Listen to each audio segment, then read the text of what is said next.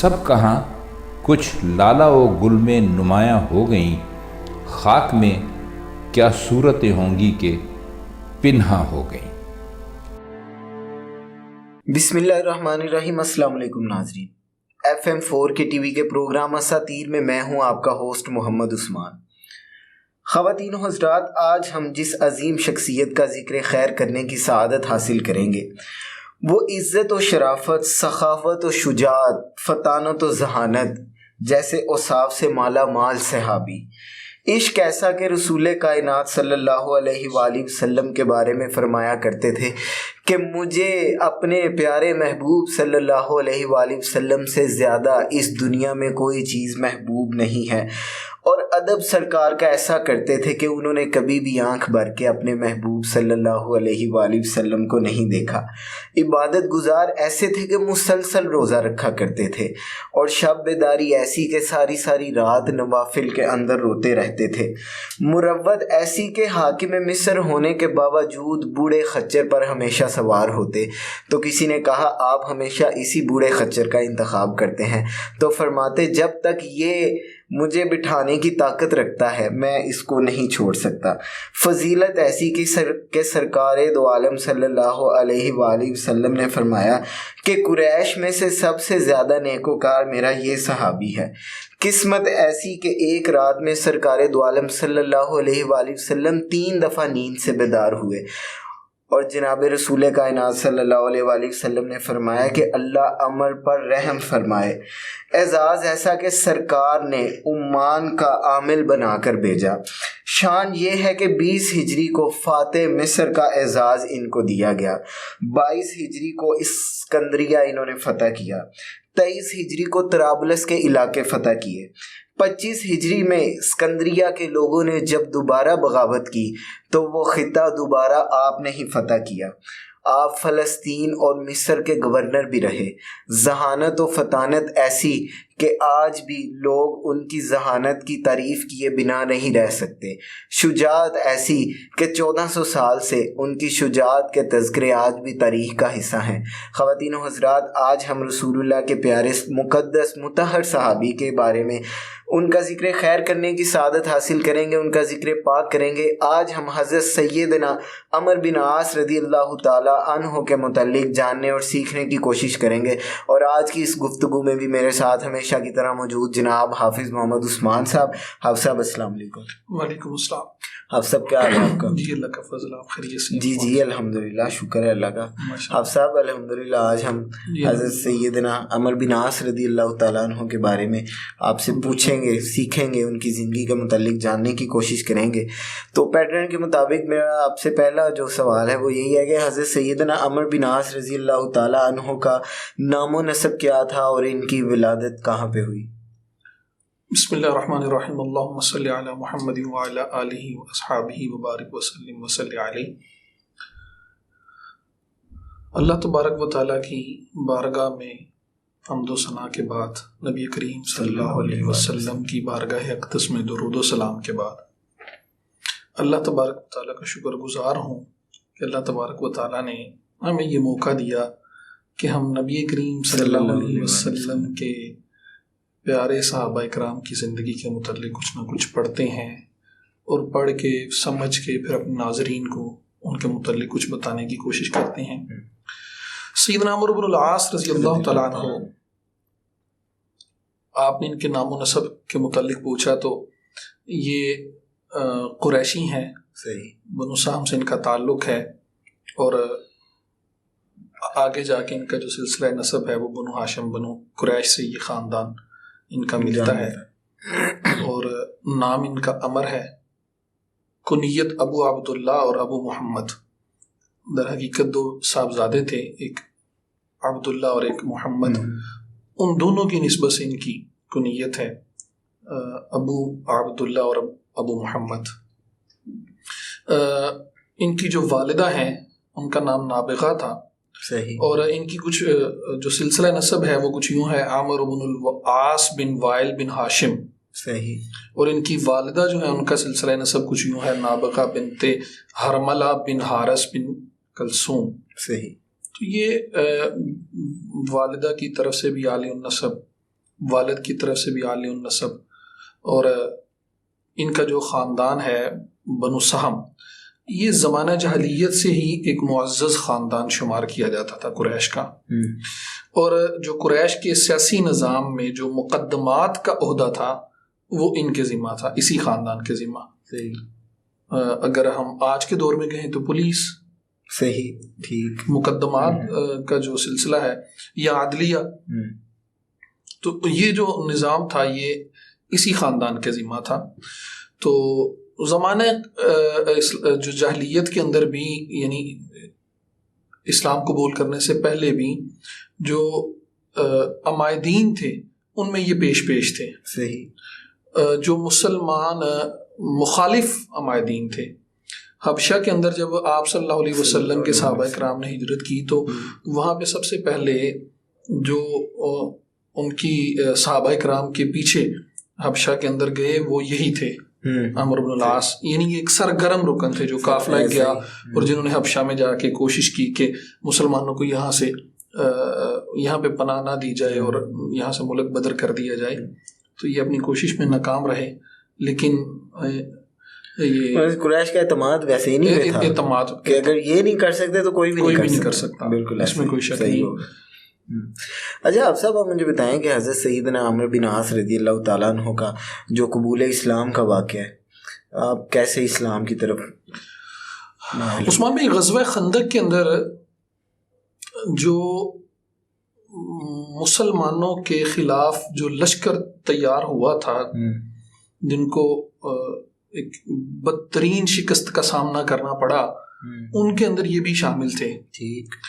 اچھا، یہ خود فرماتے ہیں کہ جب میں مطلب اکثر اوقات نا دنیا کے اندر، پھر دنیا و ما فیہا کے اندر، پھر یہ دنیا ختم ہو جانی ہے، اس کائنات کے نظام کے اندر رب کے، اس پہ غور و فکر کیا کرتا تھا، اسلام کی تعلیمات پہ غور و فکر کیا کرتا تھا۔ کہتے ہیں کہ یہ جو غور و فکر تھا نا، یہ غور و فکر ہی در حقیقت میرے اسلام قبول کرنے کا ذریعہ بنا۔ در حقیقت تو یہ اللہ تبارک و تعالیٰ کا فضل تھا، لیکن اسباب اور ذریعے کی حد تک یہ جو میرا غور و فکر تھا نا، یہی اس کا ذریعہ بنا۔ غزوہ خندق سے جب یہ واپس لوٹے ہیں نا، تو غزوہ خندق سے واپس لوٹنے کے بعد ان کے جو ہم خیال لوگ تھے، یہ ان کے ساتھ مل کے نا انہوں نے یہ فیصلہ کیا کہ ہم حبشہ کی طرف چلتے ہیں اور حبشہ جا کے وہاں پہ ہم جو ہے نا پناہ لے لیتے ہیں۔ اگر ہمارا جو مطلب قافلہ ہے یا جو ہمارے لوگ ہیں یہ مسلمانوں کو شکست دے دیتے ہیں تو ہم واپس آ جائیں گے، ہماری مطلب واہ ہو جائے گی، اور اگر ہمارے جو لوگ ہیں یہ اس مزید شکست خوردہ ہوتے ہیں تو پھر ہمیں وہاں پہ ہماری جانوں کو جو ہے نا وہ امان مل جائے گا۔ تو یہ اسی مطلب اسنا میں نا وہاں پہ چلے گئے۔ فرماتے ہیں کہ جب میں وہاں پہ پہنچا نا تو میں نے جانے سے پہلے بہت زیادہ تحائف کوشش کی ہے کہ تحائف خریدوں اور مطلب ان کی جو وہ ہے شاہ حبشہ ان کی خدمت میں تحائف پیش کروں، اس لیے انہوں نے بہت زیادہ تحائف خریدے۔ اور اس وقت جو مکہ مکرمہ تھا، یہاں کا جو سب سے مطلب وہ ایک جس کو کہتے ہیں ہم کہ یونیک چیز، وہ تھی چمڑا، حبشہ کے لیے۔ صحیح کہتے ہیں میں نے قیمتی سے قیمتی اور بہت زیادہ چمڑا اکٹھا کیا، اور جب میں شاہ حبشہ کے دربار میں پہنچا تو وہ وہاں پہ میں نے دیکھا کہ نبی کریم صلی اللہ علیہ وسلم کے سفیر عامر بن امیہ رضی اللہ تعالیٰ عنہ، یہ آپ صلی اللہ علیہ وسلم کے سفیر بن کے وہاں پہ آئے ہوئے تھے۔ صحیح ہو گیا۔ کہتے ہیں کہ جب میں نے ان کو دیکھا نا تو میرے دل میں یہ خیال ہوا کہ میں نا شاہ حبشہ سے گزارش کروں گا کہ ان کو میرے حوالے کریں، یہ ہمارے جو دشمن ہیں ان کے سفیر ہیں، ہم ان کو والعیاذ باللہ جو وہ ہے شہید کریں گے، قتل کر دیں گے، تو مطلب ہماری بڑی واہ واہ ہو جائے گی۔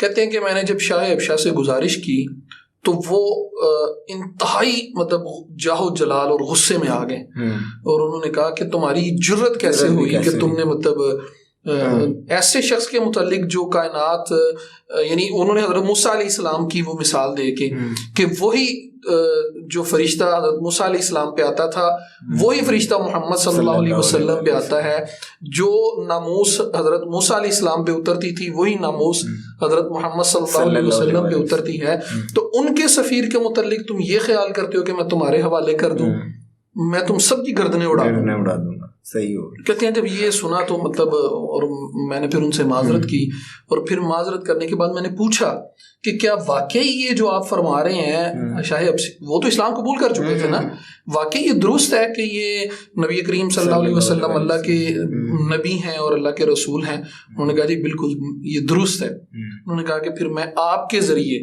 اسلام قبول کرتا ہوں, نبی کریم صلی اللہ علیہ وسلم پر ایمان لاتا ہوں. تو پھر انہوں نے ان کو کلمہ پڑھایا. کہتے ہیں کہ جب میں نے کلمہ پڑھا نا تو میں نے اپنے ساتھیوں کو چھوڑا اور بس اب واپس نکلا کہ میں اب جا کے رسول اللہ صلی اللہ علیہ وسلم سے ملوں گا اور ان کے ہاتھ پہ بیعت کروں گا. کہتے ہیں میں جب واپس مکہ کی طرف جا رہا تھا اور راستے میں خالد بن ولید رضی اللہ تعالیٰ عنہ سے ملاقات ہوئی. اچھا, ان کی بڑی آپس میں دوستی بھی رہی ہے بعد میں سارے غزوات میں بھی. ایک جو ہے وہ بہادری کا سرتاج اور ایک ذہانت کا, یہ تو دوستی کا جو وہ جوڑ تھا وہ بھی بڑا بہترین تھا. جی جی بالکل ایسے ہی ہے. تو وہ کہتے ہیں کہ میری جب خالد بن ولید رضی اللہ تعالیٰ عنہ سے ملاقات ہوئی اس وقت تک انہوں نے بھی اسلام قبول نہیں کیا تھا. تو کہتے ہیں کہ وہ جب مجھے ملے نا تو وہ کہنے لگے کہ مجھے نہیں سمجھ میں آ رہی کہ ہمیں کون سی چیز اسلام قبول کرنے سے روک رہی ہے, ہمیں چاہیے کہ ہم اسلام قبول کر لیں, سب کچھ تو واضح ہو گیا. بالکل. تو کہتے ہیں کہ میں نے کہا جی بالکل خالد بالکل آپ ٹھیک کہہ رہے ہیں, چلتے ہیں ہم. کہتے پھر ہم دونوں اکٹھے ایک ساتھ نبی کریم صلی اللہ علیہ وسلم کی بارگاہ میں پہنچے. تو بارگاہ اقدس میں جب ہم پہنچے تو سب سے پہلے خالد بن ولید جو تھے انہوں نے اسلام قبول کیا اور آپ صلی اللہ علیہ وسلم کا کلمہ پڑھا اور پھر آپ کے ہاتھ پہ بیعت کی. یہ تو کلمہ پڑھ چکے تھے پہلے ہی, آپ صلی اللہ علیہ وسلم کے لیے کے پاس باعث تبرکن دوبارہ کلمہ پڑھا اور ان کے ہاتھ پہ بیعت کی. تو یہ اس طرح مطلب انہوں نے اسلام قبول کیا. اچھا آپ سب, جیسے میں نے پروگرام کے شروع میں بھی بتایا تھا کہ شجاعت و بہادری بھی ان کا ایک خاصہ تھا, تو ان کی اسلام قبول کرنے کے بعد غزوات میں بھی شمولیت رہی. بہت زیادہ ان کی غزوات کے اندر شمولیت رہی. خود یہ فرماتے ہیں, بلکہ مورخین نے بھی لکھا ہے, محدثین نے بھی لکھا ہے, جو جہاد اور فوج کشی کے موقع پر جو عموماً سواری اور باربرداری کا جو کام ہوتا تھا نا وہ ان کے ذمہ ہوتا تھا. کہ آپ نے سواری کا انتظام کرنا ہے, آپ نے جنگی حرب جو ہے وہ آلات اکٹھے کرنے ہیں, یہ سارا مطلب عام طور پہ یہ ان کے ذمہ ہوتا تھا. حضرت ابوبکر صدیق رضی اللہ تعالیٰ عنہ نے فلسطین کی مہم پر بھی انہیں کو مامور کیا تھا. آپ صلی اللہ علیہ وسلم کے ساتھ تو شاید کسی غزوہ میں یہ شرکت نہیں کر سکے. آپ صلی اللہ علیہ وسلم کے دور میں سرایا بہت زیادہ ہوئے. تو آپ صلی اللہ علیہ وسلم نے کئی سرایا پہ ان کو نہ وہ امیر بھی بنا کے بھیجا. پھر اسی طرح اسی کو مطلب مد نظر رکھتے ہوئے سیدنا ابوبکر صدیق رضی اللہ تعالیٰ عنہ نے بھی ان کو امیر بنا کے جو ہے وہ فلسطین کی مہم پہ بھیجا. پھر انہوں نے فلسطین فتح کیا, اور فلسطین وہ ایک بڑی ڈیٹیل ہے اس جنگ کی, آپ کو پتہ ہے وہ 2-3 حصوں میں مطلب فتح ہوا. پہلا ایک حصہ فتح ہوا, پھر دوسرا حصہ فتح کرنے کے لیے بھی انہیں کا انتخاب ہوا. پھر وہ جو بیت المقدس تھا وہ جس شہر میں تھا وہ حصہ رہ گیا, اس کے لیے بھی بعد میں پھر انہیں کا انتخاب ہوا. تو مطلب وہ 2-3 حصوں میں مطلب ہوا, وہ ایک الگ بات ہے. اچھا, پھر اس کے بعد جنگ یرموک کے اندر انہوں نے شرکت کی, جنگ اجنادین کے اندر پھر انہوں نے شرکت کی. فتح دمشق میں ان کا بڑا مطلب وہ کردار رہا.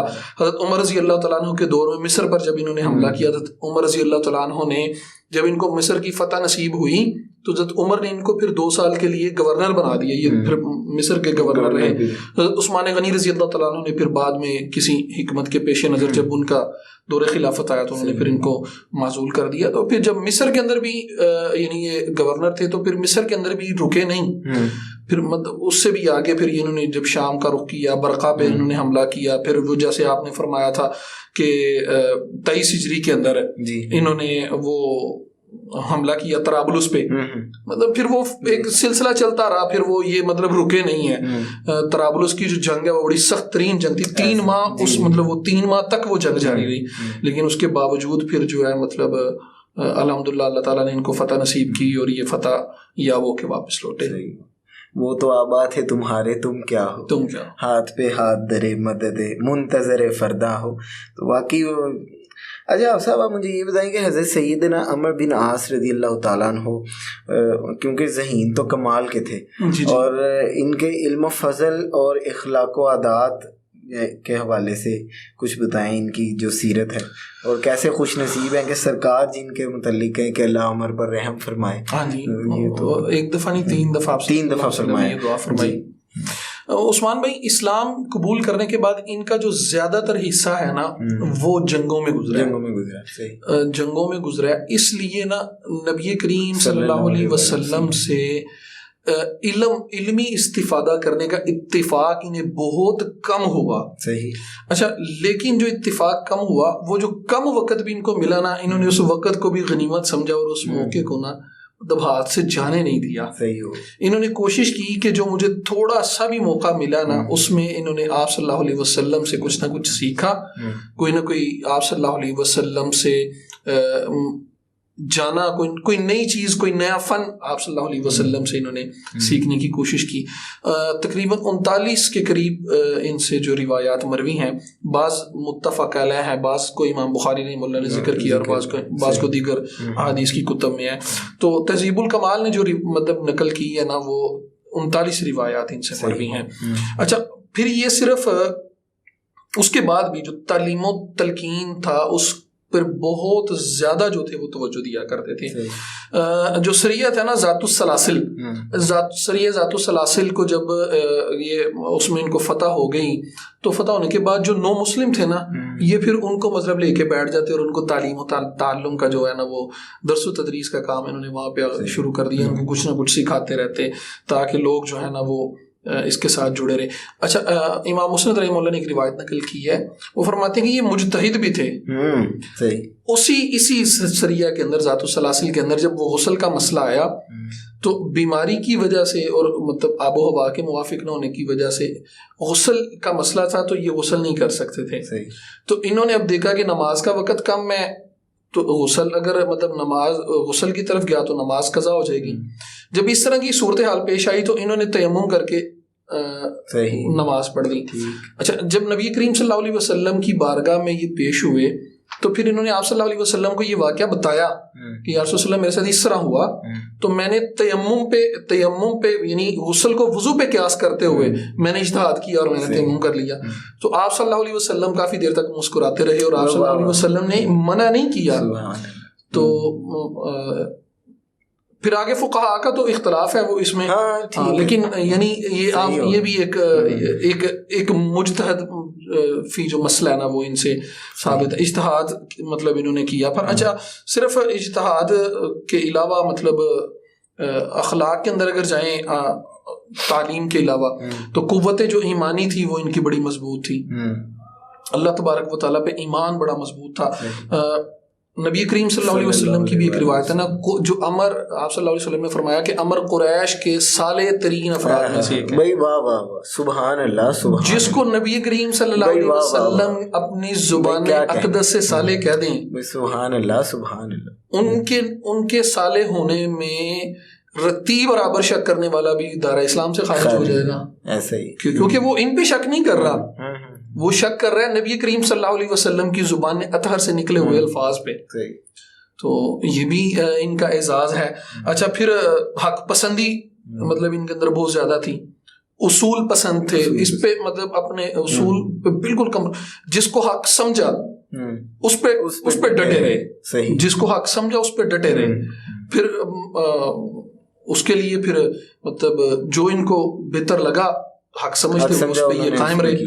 تدبیر و سیاست اور جو عقل و دانش کے لحاظ سے ان کا جو شمار ہے وہ جو اس وقت عرب کے سب سے مطلب معتبر اور مدبر لوگ تھے نا ان کے اندر ان کا شمار ہوتا تھا. اللہ صحابہ نے اس بات کو ذکر کیا. اچھا پھر جہاد فی سبیل اللہ وہ تو جیسے غزوات کے اندر ذکر ہو گیا کہ مطلب ساری زندگی ان کی زیادہ زندگی کا جو حصہ ہے وہ غزوات کے اندر ہی گزرا ہے, جنگوں کے اندر گزرا ہے, مطلب انتظامی امور کے اندر گزرا ہے. یہ خود فرماتے ہیں کہ کسی کو نبی کریم صلی اللہ علیہ وسلم نے مغازی میں خالد بن ولید اور میرے برابر نہیں کیا. یعنی جنگوں کے اندر جیسے آپ نے پہلے کہا تھا کہ دوستی بھی ان کی بے مثال تھی, تو پھر وہ دوستی مطلب صرف باتوں کی حد تک نہیں تھی, عملی میدان کے اندر بھی پھر وہ دوست بن کے ایک دوسرے کے ساتھ مطلب کندھے کے ساتھ کندھا ملا کے جنگوں میں یہ جو ہے وہ لڑتے رہے ہیں. تو یہ خود فرماتے ہیں کہ نبی کریم صلی اللہ علیہ وسلم نے فرمایا آپ صلی اللہ علیہ وسلم نے میرے اور خالد بن ولید کے برابر کسی کو نہیں کیا مغازی کے اندر. وہ ہر ایک کے الگ الگ مقام ہے. آپ صلی اللہ علیہ وسلم نے ہر صحابی کو کسی نہ کسی خصوصیت. لفظ صحابی آ گیا تو ہم کسی عام بندے کسی کمرے میں بیٹھ کے 4 بندے آگے بٹھا کے جو تحقیقیں آج کل پیش کی جاتی ہیں اس کے مقابلے میں سرکار کا فرمان, جب سرکار نے کہہ دیا میرے صحابی, تو پھر بات ختم ہو گئی. وہ تو صحابہ کرام کے متعلق تو وہ خادم رضوی صاحب نہیں فرماتے, وہ کہتے ہیں کہ میں آپ کی تحقیقیں اسفل السافلین میں پھینکتا ہوں. ہاں بالکل, کیونکہ جب اللہ نے کہہ دیا کہ رضی اللہ عنہ رضوان, تو پھر تمہاری تحقیقوں کی کیا ہوگا. بالکل ایسے ہی. باہر کیف چلیں, وہ ایک اختلافی بات چلی جائے گی. صدقہ خیرات کے اندر یہ مطلب بہت زیادہ ان کا ہاتھ جو تھا وہ وسیع تھا, سخی تھے, بہت زیادہ صدقہ و خیرات کیا کرتے تھے. پھر نبی کریم صلی اللہ علیہ وسلم نے ان کے لیے مغفرت کی دعا بھی کی, رحم کی دعا بھی کی, خدایا عمرو بن العاص کی مغفرت فرما. آپ صلی اللہ علیہ وسلم نے 3 دفعہ یہ کہا. تو یہ مطلب اس سے بڑی کیا بات ہو سکتی ہے.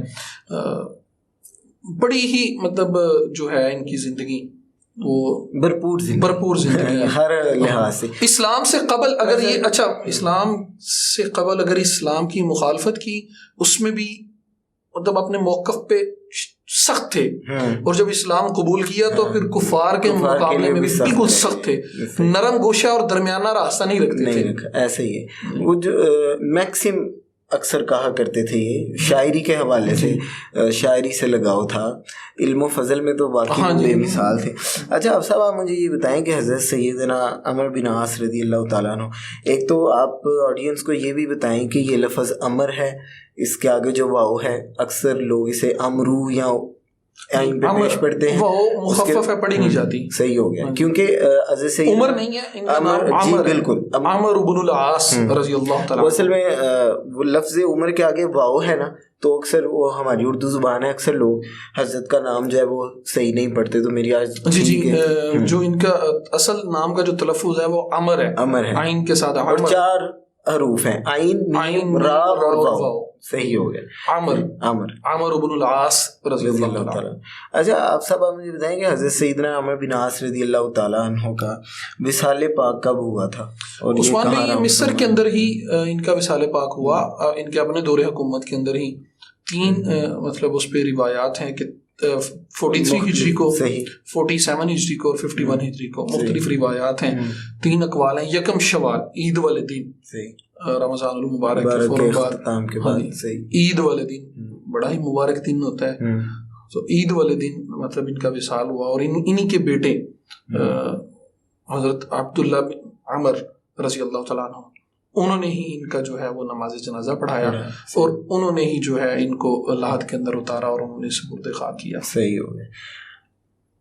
مصر کے اندر ہی آرام فرمایا. عمر بن عاص رضی اللہ تعالیٰ عنہ جہاں بھی آرام فرمائے, اللہ تعالیٰ ان کی قبر پر کروڑاں رحمتیں نازل فرمائے. اللہ تعالیٰ ہمیں صحابہ کرام کی زندگی کو پڑھ کے سمجھنے کی بھی توفیق دے, اور مشاجرات صحابہ پر اپنی زبان بندی کی بھی توفیق عطا فرمائے. آج پروگرام پیش کرتے ہوئے کہیں کوئی غلطی, کوتاہی, غفلت ہوئی تو میں اپنے اللہ کی بارگاہ سے معافی کا خواستگار اور توبہ کا طلبگار ہوں.